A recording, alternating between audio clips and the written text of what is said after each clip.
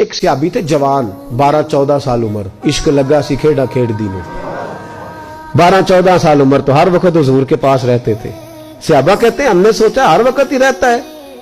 ایک دن نبی پاک صلی اللہ علیہ وسلم نے کہا ان کو ذرا بتاؤں تو صحیح ہے مجھ سے پیار کتنا کرتا ہے.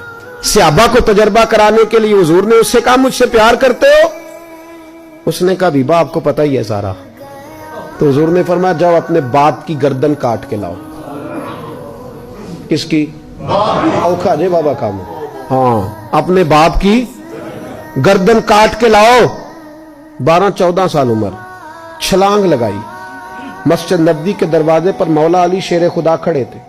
ان کی گردن میں تیر کمان تلوار تھی, کھینچی تلوار. اور جب دوڑے نا جذبات میں تو حضور نے فرمایا اسے پکڑ لاؤ, اس نے سچ مچ کاٹ کے لے آنی ہے. لے آؤ پکڑ کے. عاشق نزاکت جانتے ہیں. حضرت طلحہ بن برا بیمار ہو گئے. بیمار, دن میں 2 دفعہ میرے نبی تیمارداری کرنے جاتے. 2 دفعہ. اللہ کرے وہ بیماری میں ہی آ جائے.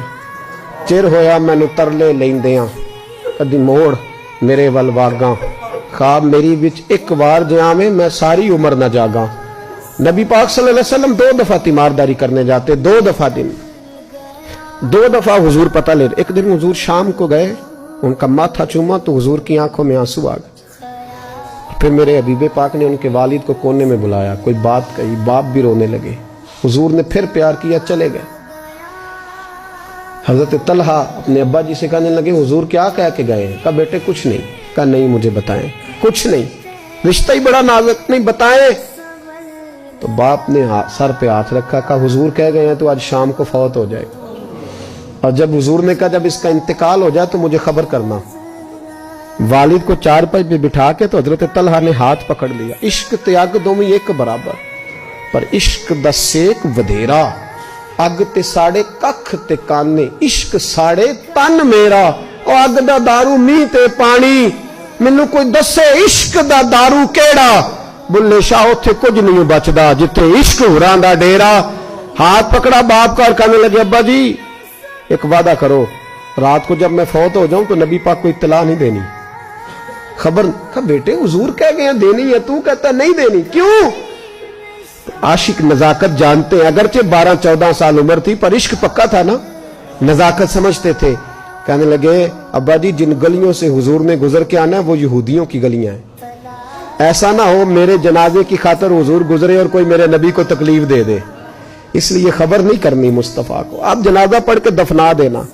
رات کو انتقال ہوا, باپ نے جنازہ پڑھا, دفن کیا. سارا کچھ جاننے والے رسول آئے. کہا مجھے بتایا کیوں نہیں؟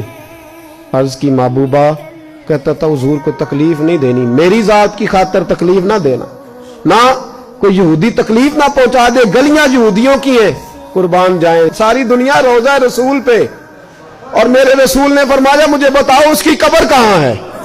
ساری دنیا روزہ رسول پہ, اور نبی پاک اس غلام کی قبر پہ کھڑے آنسو بہ رہے ہیں. صحابہ کہتے ہیں ہر قبر پہ دعا یہ ہوتی تھی یا اللہ قبر کشادہ کر دے, یا اللہ اس کا حساب آسان کر دے. یہاں دعا بھی انوکھی, اس کے لیے دعا بھی انوکھی, رشتہ ہی بڑا نازک ہے. میرے نبی پاک نے دعا بڑی انوکھی فرمائی. کہا اے اللہ جب میرے طلحہ کی تیرے ساتھ ملاقات ہو تو ذرا اس سے مسکرا کے ملنا, وہ تیری شان کے لائق ہے, ذرا اس سے مسکرا کے ملنا. کہتے ہیں وجد ہو گیا طاری, اس لیے کہ جو رشتہ نبی کا امتی سے ہے اور امت کا رسول سے ہے اس کی نزاکت کو صرف غلام جان سکتے. غلام جان. میں نے پچھلے جمعے بھی کہا تھا, وہ جو ایک شخص کہنے لگے آپ بتیاں لگاتے ہیں, جھنڈیاں لگاتے ہیں. میں نے کہا بس نہیں چلتا, ہم تو تارے بھی لگا دیں, تمہیں ہمارا پتہ ہی نہیں. میرا دل کرتا ہے گلی گلی پھروں اور یہ نعرہ لگاؤں جان ہے عشق مصطفیٰ, روز فضو کرے خدا, جس کو ہو درد کا مزہ وہ نازے دوا اٹھائے کیوں, اور پھر کے گلی گلی تباہ ٹھوکریں سب کی کھائیں کیوں. اگر دل کو یہ عقل دے خدا تو تیری گلی سے جائیں کیوں.